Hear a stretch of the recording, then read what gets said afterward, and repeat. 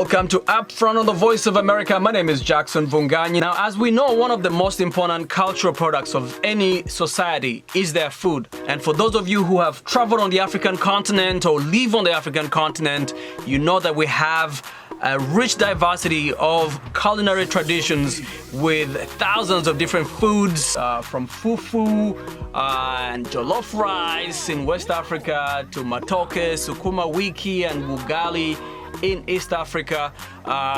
This is just a sampling and not in any way the complete list of the range of foods that we have on the continent. But what often separates our foods are the spices that add that distinct flavor to each of the dishes that are made in our kitchens. And in a way that explains why the global spice market is a billion-dollar industry. And it continues to grow, fueled by trends in healthy eating, in travel. People travel much more these days than they used previously in history. There's so many other things that connect us and therefore explains that interest in African food as a cultural product, but also as an identifier of our different traditions and cultures.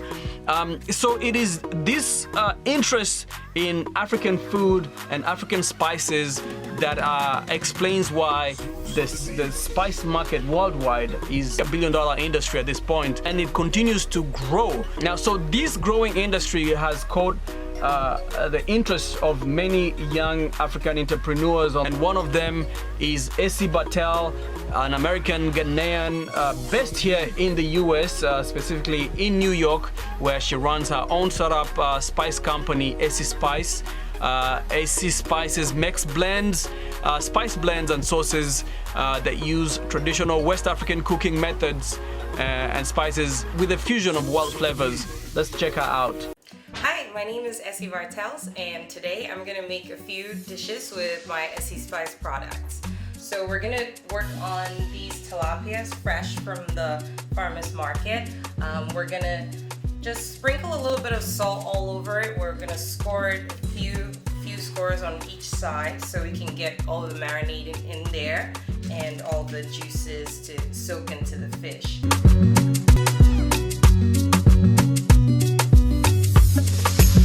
So I started cooking at 8 with my mom and my grandma. So, you know, obviously when you're a kid and you're told to come cook with your mom, you're just like, I want to go play with my friends or whatever. And of course I hated her for it. But now, you know, this is what I'm doing now. And that was the foundation of why I even started cooking and why I love cooking. When I was in high school, I studied science, and so because a lot of people ask me, how did you come up with the whole, you know, because the concept for the sauces are not something that's common or something that a lot of people are used to because it's so different. And I said it's because I've been cooking, you know, West African food of course, but I've also been traveling and meeting with people who eat other things, and the whole goal of the sauce is to be able to cater to that 21st century person who doesn't want just one flavor. They want, you know, all the great flavors that they can get. So it's able to marry and bring together all these amazing flavors from around the world. So we have the mango chili medley, which is mango puree, which everybody loves mango, that I know of. And then Jamaican chilies, which are spicy, so the sweet balances the spice. And then we have my other sauces, the cocoa for garlic, which is coconut oil, roasted garlic, and peppers. And you know, that's more like European, but because of the garlic, but you wouldn't usually use that with coconut oil. So those are the kinds of things and experiments that I've been doing to bring all, you know, these cultures and food with the West African base of cooking together.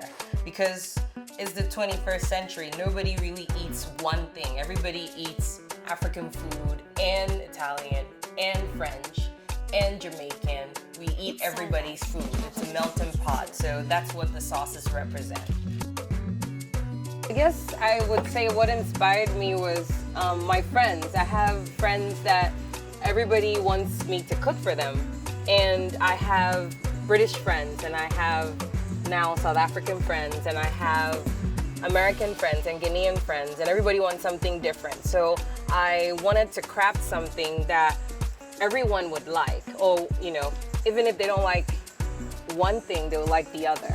And so, like, I know a lot of my British friends love cocoa for garlic, which is the roasted garlic and roasted peppers, because you cook it down real slow in the oven for it to caramelize, and then we add the honey and the shallots and coconut oil.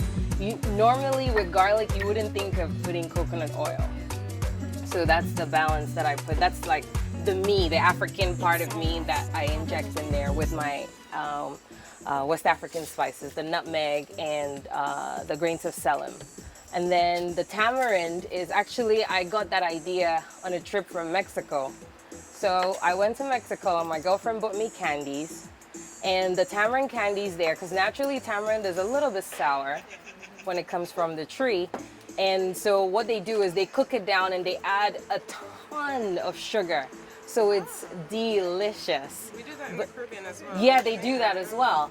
But when I brought it back, I said, this is too sweet. Like, I really want to eat this, but it was too sweet. I melted it because it was candy. I just put it in hot water, melted it down, and I put it on wings. And I'm like, oh, this is really good, but maybe it's in my head. So let me invite some people over, and then if they say it's good, then it's good. Yeah. And then, I called my girls, and they're like, girl, what is this? I'm like, it's candy, tamarind candy. So then what I did with my sauce is I didn't want to put too much sugar in it. I still wanted it to be healthy because tamarind is a very, very powerful antioxidant. So instead of putting tons of sugar, I put vanilla, a little bit of ginger, and the guava, which is naturally sweet, to balance off that sourness of the tamarind. So that's where all the science comes in. To cook and to eat, my favorite dish, undoubtedly, I wouldn't say it's my signature, but it's the dish that my mom made from when I was little, and it doesn't matter what I eat anywhere else. It's absolutely my favorite. It is plantains, not these, the green ones, made with spinach, or what we call in my language contumely, which is cocoyam leaves, cooked and then made in an earthenware pot with peanuts, ginger, red palm oil, salted tilapia, avocado, eggs. It is decadent, it's delicious, and it doesn't matter where I eat, even if it's Mr. Chow, whatever restaurant, that will make me vote for you for president, whatever you want, I'll do it. That's my favorite. My ideal life, what I want to be doing, it will be literally to live a month in different culinary spots and just learn people's cultures, because I love to feed people. That's where all this started. So learning how people cook and learning what they're using to cook, learning what makes their food great, and just hopping from country to country, because I love to travel, I love to eat, and I love to feed people. So that's my ideal life. But then if I put that all together, develop more products that have the African base, but also will relate to the cosmopolitan eater, or just today's person who wants to eat something that just tastes great. They don't care where it's coming from, so far as it tastes great.